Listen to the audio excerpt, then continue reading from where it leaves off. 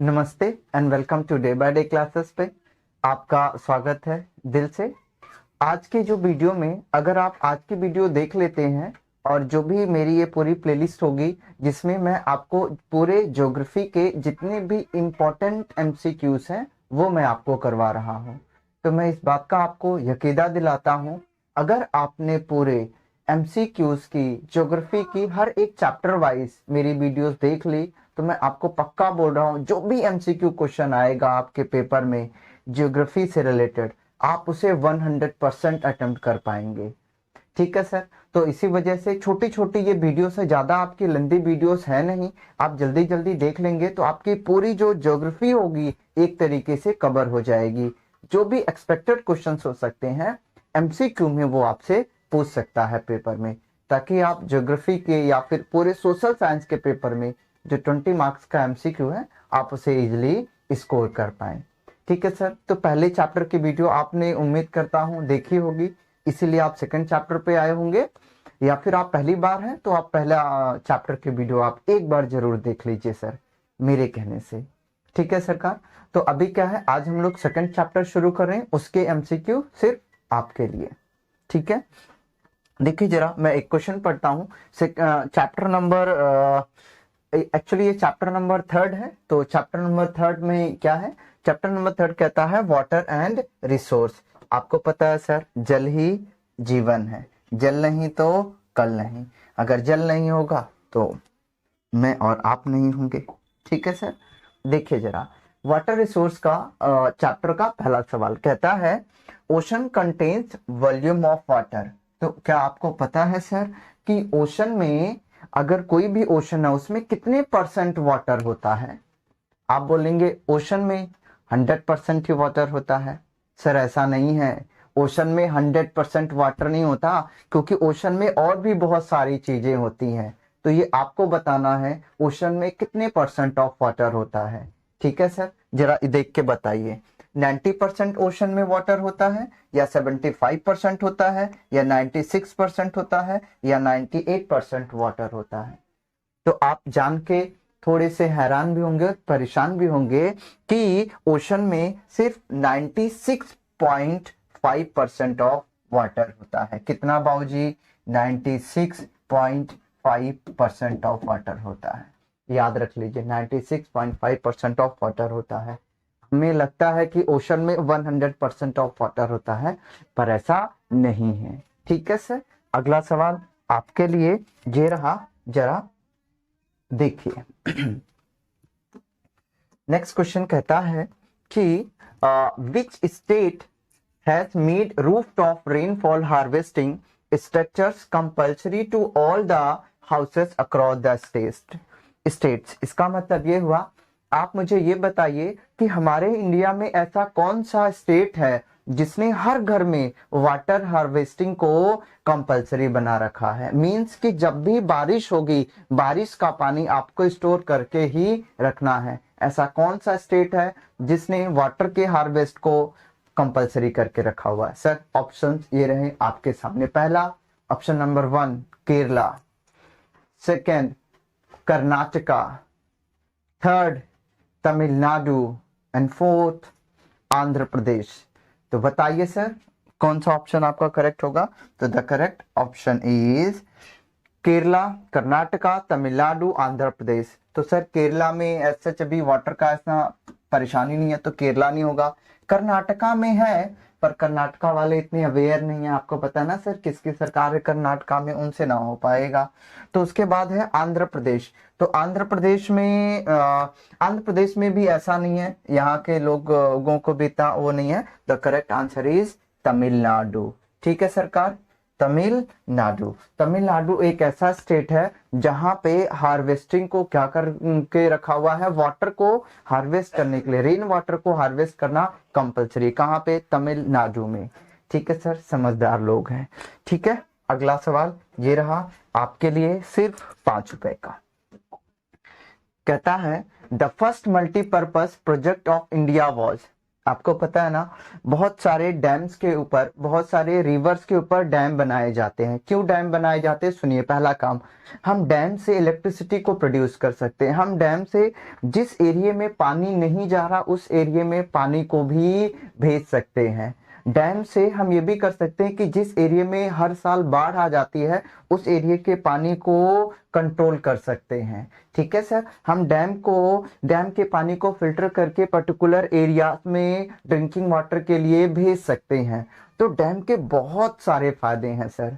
ठीक है, तो वो कहता है कि क्योंकि उसके बहुत सारे फायदे हैं डैम के, इसीलिए हम बोलते हैं मल्टीपर्पज। मतलब एक ही पर्पज नहीं होता डैम का कि इलेक्ट्रिसिटी प्रोड्यूस कर दो, नहीं, उसके बहुत सारे पर्पज। इलेक्ट्रिसिटी प्रोड्यूस करना, किसी एरिया में पानी नहीं जा रहा उस एरिया में पानी को चैनलाइज कर देना, किसी एरिया में बहुत ज्यादा पानी, उस एरिया के पानी को दूसरी जगह डाइवर्ट करना, जो पानी आपने स्टोर कर रखा है उसको यूज करना ड्रिंकिंग पर्पज के लिए फिल्टर करके। तो मल्टीपर्पज हो गया डैम। तो कहता है पहला पहला मल्टीपर्पज डैम सर। कहाँ पे है पहला मल्टीपर्पज डैम? ऑप्शन ये रहा आपके सामने। कंप्यूटर जी देखिए जरा, कहाँ है बाबूजी? देखिए। ओके, सबसे पहला है शिवांशु मुद्रम। ठीक है, सिवासा मुद्रम। सिवासा मुद्रम कहाँ पे है? क्या ये वाला डैम होगा सिवासा मुद्रम? अगला है Damodar valley. Damodar valley, okay. Next है हीराकुंड डैम। ठीक है, अगला है राजस्थान कैनाल। ठीक है, अभी ध्यान से समझिए, जो सबसे पहला मल्टीपर्पज डैम जो बनाया गया था, the correct answer is Damodar valley. ठीक है सरकार, दामोदर वैली ही सबसे पहले मल्टीपर्पज डैम है, याद रख लीजिए सर। कौन सा? दामोदर वैली। हे दामोदर बाबू, देख लो ना, कौन सा बाबू जी? Damodar. Damodar valley is the first multipurpose dam, ये याद रखिएगा। ठीक है, अगला सवाल ये रहा आपके लिए, जरा मोहब्बत से देखिए। कहता है which one of the following is not a source of fresh water? इसमें से कौन सा ऐसा फ्रेश वाटर का सोर्स नहीं है? तो आप देखिए सर, फ्रेश वाटर का सोर्स क्या नहीं हो सकता? आपको पता है ना, जो ग्राउंड वाटर होता है उसमें तो ग्राउंड वाटर से फ्रेश वाटर निकलता है, ये तो होएगा। तो ये तो ऑप्शन नहीं हो सकता ना, क्योंकि उसने नॉट पूछा है। अगला है आइस शीट। सर अगर बर्फ पिघलेगी तो फ्रेश वाटर होता है, तो ये भी ऑप्शन नहीं हो सकता क्योंकि नॉट पूछा है। अगला है ओशन। सर ओशन में भी फ्रेश वाटर होता है, तो ये भी ऑप्शन नहीं हो सकता। ओशन समंदर, सर समंदर। अगला है सरफेस रन ऑफ। देखिए जो सरफेस पे जो पानी फ्लो होता है ना सर, सरफेस पे, वो फ्रेश वाटर नहीं होता है। तो the correct answer is surface run of water जो होते हैं वो हमारा फ्रेश वाटर नहीं होता है, साफ पानी नहीं होता है देव बाबू। ठीक है, surface run of is the correct option. जो भी सरफेस पे पानी बहेगा वो फ्रेश वाटर नहीं होगा। समंदर का फ्रेश है, ग्राउंड वाटर भी फ्रेश है, आइस शीट भी फ्रेश है, पर सरफेस पे जो बहेगा वो फ्रेश नहीं है। ठीक है सर, अगला सवाल ये रहा आपके लिए। कहता है अगर आपने मेरी वीडियो देखी होगी जिसमें मैंने आपको ट्रिक से याद करवाया है कि कौन से रिवर के ऊपर कौन सा डैम है, अगर वो आपने देखी होगी ना, ये आपके लिए इतना टाइम लगेगा सर। एक बार देखिए, कहता है नागा अर्जुना सागर डैम। नागा अर्जुना सागर डैम कौन से रिवर पे है? तो नागा अर्जुना सागर डैम कौन से रिवर पे है ना, ऑन विच रिवर? तो आपको पता है, मैंने बताया हुआ था, नागा अर्जुना से हम पकड़ेंगे अर्जुन, और अर्जुन को ज्ञान किसने दिया था? कृष्ण ने दिया था। तो नागा अर्जुना सागर डैम कृष्णा रिवर पे, दैट इज ऑल। चेनाब पे ना जीना, हमसे महानदी पे ना जीना, सतलुज पे नहीं। तो नागार्जुना सागर डैम कृष्णा रिवर पे। क्यों? क्योंकि कृष्ण जी ने ही अर्जुन को क्या दे दिया था? ज्ञान से ज्ञान। ठीक है सर, याद रखने के लिए बता रहा हूं। मिलते हैं अगले एक सवाल पे। ये रहा आपकी मोहब्बत है। देखिए सर, कहता है ये भी, फिर अगर अतोने में एक बार आप वीडियो देख के आइए, फिर ये क्वेश्चंस को देखिए, 1 सेकंड में होगा। अगला है सरदार सरोवर डैम। आपको पता है ना, मैंने जब याद करवाते मैंने बताया था, जितने अगर आप गुरुद्वारे में जाएंगे तो जो सरदार लोग होते हैं वो कैसे होते हैं? बहुत नम्रता में रहते हैं, बहुत पोलाइटली आपसे कंडक्ट करते हैं। ठीक है, तो किस में रहते हैं? नम्रता। नम्रता बोले तो नर्मदा। तो याद रखिए सरदार लोग कैसे होते हैं? बहुत नम्र होते हैं। नम्र से नर्मदा रिवर, याद रखिएगा। ठीक है सर। कृष्णा रिवर पे तो अभी तो बताया था ना, कृष्णा रिवर पे नागार्जुना सागर डैम होता है, तो ये महानदी तो होगा नहीं। कावेरी भी नहीं है। The correct answer is Narmada. Narmada कहाँ पे है सर? गुजरात में है। वहां पे कौन सा डैम? सरदार सरोवर। सरदार लोग कैसे नम्र हैं बाबू जी। अगला सवाल ये रहा आपके लिए, आपकी आंखों में। नेक्स्ट है Hirakud dam is a built on. अब खुद ही देखिए यार, अभी बताया था हीरा, इसके लिए मैंने क्या याद करवाया था, आप खुद बताइए। अगर मैं मुझे हीरा ढूंढना हो तो मैं कौन सी नदी में ढूंढूंगा? हीरा हमेशा उसी नदी में मिलेगा जो सबसे इंपॉर्टेंट होगी, सबसे बड़ी होगी, सबसे महान होगी। तो हीरा कुंड डैम, हीरा उसी में मिलेगा जो रिवर महान होगी। तो ये रहा हीरा और ये रहा Mahanadi. The correct option is Mahanadi. ठीक है sir, correct option is Mahanadi. हीरा कहाँ पे मिलेगा? जो महान होगा उसी नदी में, हीरा कुंड डैम महानदी में। मेरी रिवर वाली वीडियो एक बार देख लो, आपको याद करने की जरूरत नहीं पड़ेगी बाबूजी घर तक। ठीक है सर। ओके, अगला सवाल ये रहा, कहता है, उन्होंने कहा है which of the following multipurpose project is found in ah Sutlej Beas river. अभी इसके लिए भी याद करवाता है सतलुज। सतलुज से आप पता है क्या पकड़ेंगे सर? सतलुज का मतलब होता है शांत। सतलुज से शांत पकड़िए। और शांत कौन से लोग होते हैं? शांत वही लोग होता है जो भक्त होते हैं, जो डिवोटी होते हैं। They are the very peaceful person sir.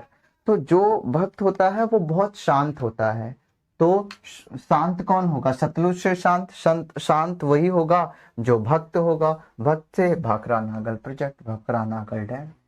Sutlej से शांत, सतलुज से क्या याद रखना है सर? शांत।